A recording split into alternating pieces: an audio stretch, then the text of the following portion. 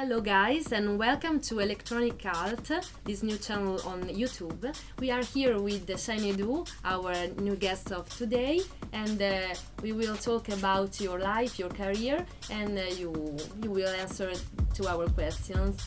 Thank you for being here. Thank you. Have you prepared any particular surprise for the audience tonight in your performance?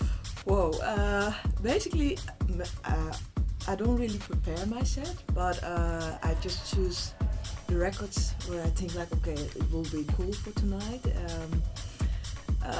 Tonight is a surprise, so it depends on the audience and how the energy is, and I will go with the flow. So it's just that. So you are very careful to the feeling of the audience. You feel the feeling and you reply.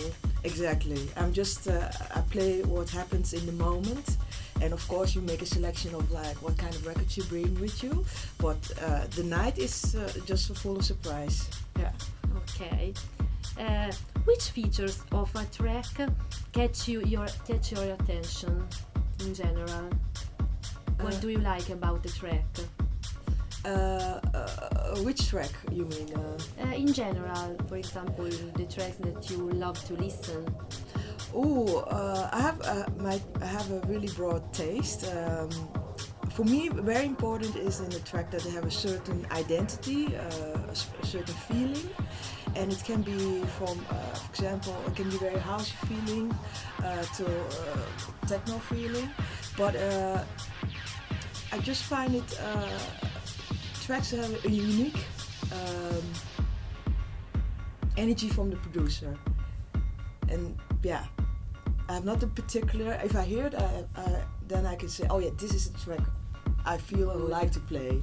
Yeah, I can't really say in the beginning like, okay, it's only have to be house or it only have to be techno or it has to sound like this. It just each track has its own identity, and if it connects with me, then I buy it and I play it. Yeah. Okay. You live in Amsterdam. How is the musical scene there? There are some electronic artists that you suggest that you like.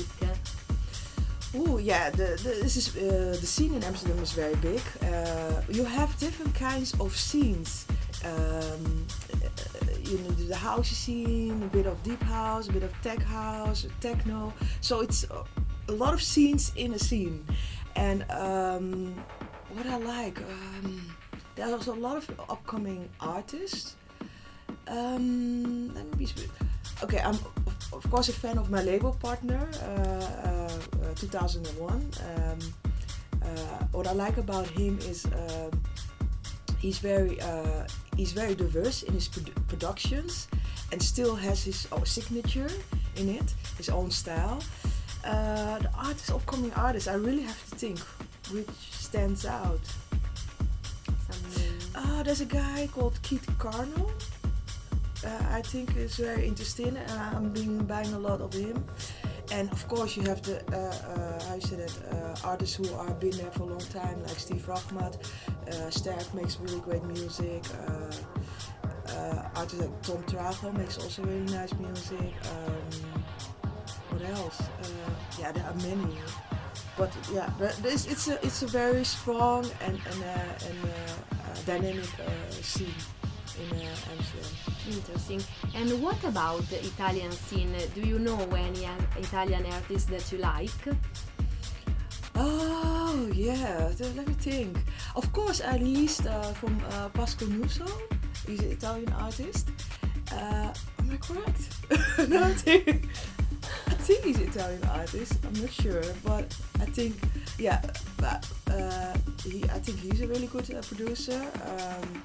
Yeah, and of course, with other artists, you have Mars Bill, who's from Italy. There are artists I know. I don't play a lot of their music, but you have Luigi Madonna. That is is an Italian artist. Yeah. Okay. Yeah, but so far, and of course, the famous one, Marco Carola. Very famous. You have Nigerian roots. Yeah. What is there about that aspect in your music? The rhythm, I don't know. Yeah, I think, baby, the rhythm, the soul, I like the groove, the energy. I like to be very rhythmic in my in my production, but also in the sets. I like to keep the vibe going. Yeah, so maybe that reflects in the DJ set. Yeah. About the scene there, how is it? I know that it's a very difficult situation, but I don't know. Oh, you mean difficult situation? No, a different situation, but how is it? I don't know if you return there sometimes. To be honest, I don't have really an idea of the scene because I haven't been so many times in Nigeria. Yeah. And but I know the music business is very big. I don't know about the techno, but I know about the hip hop, the African music. Yeah, it's very big Yeah, there. there is increasing scene. Yeah, definitely. I read about that. Interesting. Okay, but about techno there, I have no idea. Yeah. You started making music very young. You were only 19. Was it difficult for you in those first years to approach the music professional scene? Basically, I started. I started not like I want to be a DJ. Mm-hmm. I didn't have that like what a lot of people have now. Like, okay, I want to be a DJ, I want to be a producer. I just, I was just buying music just for me, basically, and then experimenting with recording DJ sets. So it came on a natural flow, you know, like friends like, hey, come and play, and then, you know, and then I had my first big gig at Paradiso in Amsterdam, and I was like, okay, this is cool, this is really what I want to do. But it was, it flowed naturally, because maybe that I didn't have that idea of, I want to be a DJ, so it was natural flow. There's not really like, I had to struggle and go to clubs and talk to promoters to promote myself. Yeah. So from a passion to a profession in Yes. a natural way. Yes. You said you are inspired by some big artists. Could you remember us some of them that are your inspiration since a lot of time? Yeah, of course, artists like Jeff Mills, I find very inspiring. Underground Resistance, Juan Atkins, I really love his productions. Mainly the Detroit producers, you know, Kevin Saunderson, and of course Carl Craig. So these were my production-wise really inspiring. Yeah. And in general, what music there is in your iPod? Not only techno, but also other words, musical words. Well, it's from classical. I don't know. Yeah, it's from ambient, from the Phil Glass to Sting to Stevie Wonder. It's very broad. I love music. It can be from pop rock to, you know, ambient jazz. So it's very diverse. Yeah. It's important, I think, for an artist to listen to everything. Yeah, I mean, for me, it's like I just, for me, it's just naturally. I love music, so it's not like I'm being like, oh, only this or only that. But I can imagine that there are people who just listen to one certain sound. For me, it's not like that. Yes. You played in a lot of big clubs, very important clubs worldwide. Can you tell us some of these experiences, an experience that remain in your heart? Ooh, wow, I have to think. Of course, Japan, Womp, I really love to, I mean, all the gigs where I play, I love to play, small, big, it doesn't matter. But of course, I really loved Japan. That was really, really special. Also, when I played in China, and it was many years ago, and there were not so many. I think we were the first DJs from Europe. There was even a camera crew following us, and that was really special, you know, to play in the clubs and the people going all wild, and that really also stayed with me. What else? Yeah, there's so many Experiences. Yeah, so many experiences. Yeah, just now just can't pop anything in my mind now, but yeah. Let's talk about some techniques aspects. About your workflow, you start with percussion or melody, or you think about it before, or you play and in the meanwhile you create. How do you create your music? Yeah, it's every time it's a bit different. But I love to start with rhythm, and then add something extra on. And for me, bass is also important, because the bass gives also the body of the track, So the rhythm and the bass, and then the rest come on top, the melodies and the rest, effects and certain little sounds. Yeah, but I think I start with the rhythm. Yeah.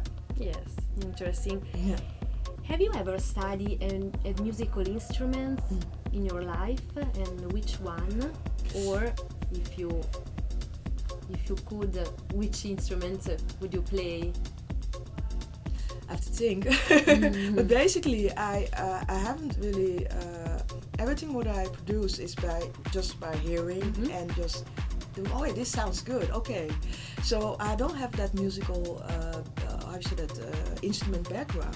So everything is by my ears, and I did a course, but it didn't take long. I took four lessons of piano, but all my productions is by just hearing and doing. Oh yeah, this sounds good, and okay, and then I'll put it on the track. Yeah. Okay, so not academic, but a good ear. Ear and feeling. And feeling. Yeah. You are also a label owner. You have a very important label. And how did you create it? And which are the features about creating a label? Because it's an interesting and complicated process, I think. Now the label Intacto Records I run together with 2001, and basically, what do you want to know? Because so many things comes with the label. The first years about your label, and then we will talk about the future of your label.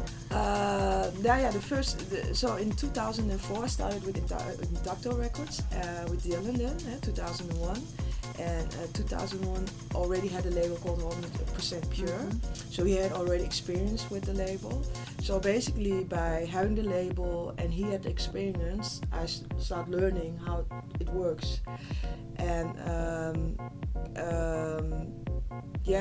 so basically you have to find a very good distributor and a pressing plant, and it starts basically with A&R, of course, the music, and then you go to the master it, and then you distribute it, or you distribute it online, or you distribute it through a distributor who goes to the shops, to the stores. So basically that's the beginning, but it starts first of all with the music. Yeah. Yes. So it's a chain with a lot of aspects. Yeah, exactly. Yeah. And about your studio setup, do you use more analogic or digital? What do you prefer?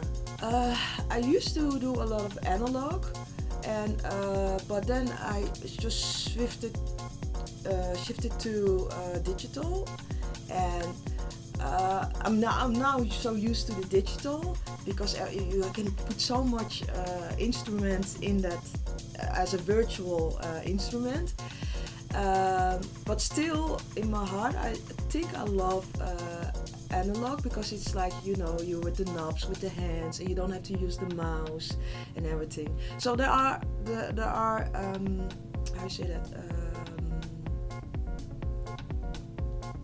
A lot of pluses, with analog, but also with digital. But digital works very fast, everything in the box, And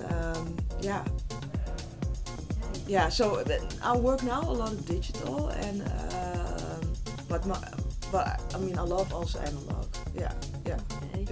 The old stuff I did a lot of analog, and then basically new stuff is digital. Yeah. Okay. And about your future projects with your label, what there is ready or what we will hear? Now with the label, now it's a release out from 2001.